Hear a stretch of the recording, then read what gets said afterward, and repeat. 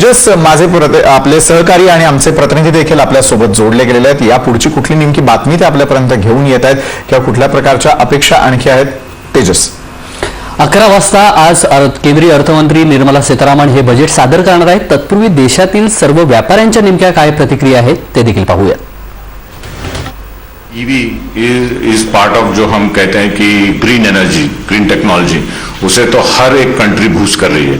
तो जाहिर है कि इंडिया भी बूस्ट करेगी और जो स्टेप्स पिछले साल लिए गए उसके पहले उस पर तो अमल तो होने ही वाला है. तो हम शायद देखेंगे कि सिर्फ ईवी नहीं और कई ग्रीन टेक्नोलॉजीज होंगे जिस पर गवर्नमेंट प्रोत्साहन देगी, क्योंकि अभी तो क्लाइमेट चेंज का जो बड़ा मीटिंग ग्लासगो में हुआ उसमें सब कंट्रीज ने एक अपना टारगेट रखा है. तो उसमें ईवीज और anything to do with green energy वो तो उसमें प्रोत्साहन तो मिलने वाला है. अभी ही हाल ही में प्रेसिडेंट जी ने भी बोला है, उन्होंने कम से कम 1000 स्कीम्स निकाली हैं किसानों के लिए.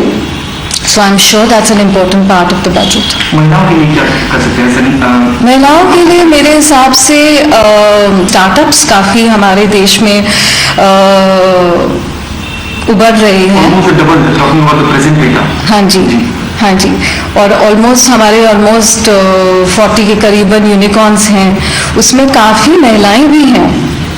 तो उनको ज़्यादा उत्साह देना चाहिए. मेरे एक्सपेक्टेशन से फोकस होना चाहिए, इसी मैं आशा रखता हूँ. फोकस होना चाहिए इन्वेस्टमेंट पर, एक्सपोर्ट पर और कंजम्पशन पर. आपने देखा होगा कि लास्ट 3-4 दिन से हमारे जो मार्केट है वो काफ़ी डाउन होती जा रही है, क्योंकि एक्सपेक्टेशन ये है कि अगर फेड बढ़ाएगा तो सारी इकोनॉमी को असर होगा, इन्फ्लेशन में असर होगा, सब असर होगा. तो इसके लिए फोकस होना चाहिए इन्वेस्टमेंट के ऊपर, जो एम्प्लॉयमेंट भी बढ़ाती है और अर्थव्यवस्था को स्टेबलाइज भी करती है. एक्सपोर्ट बढ़ाना चाहिए क्योंकि वो फॉरेन एक्सचेंज लाती है और उसमें करेंसी में स्टेबिलिटी आती है, एक्सचेंज रेट में. अभी सप्लाई इज़ द प्रॉब्लम. तो सप्लाई शॉक जो है उसको एड्रेस करना चाहिए बजट में, और मैं आशा रखता हूँ ये होगा. तो इन्वेस्टमेंट, एक्सपोर्ट, कंजम्पशन, ये 3 चीज़ों में बूस्ट करने की कोशिश होगी. हमारा देश जो है वो कृषि देश है. वहाँ पे हमारे ज़्यादातर लोग कृषि उत्पादन में से जुड़े हुए हैं.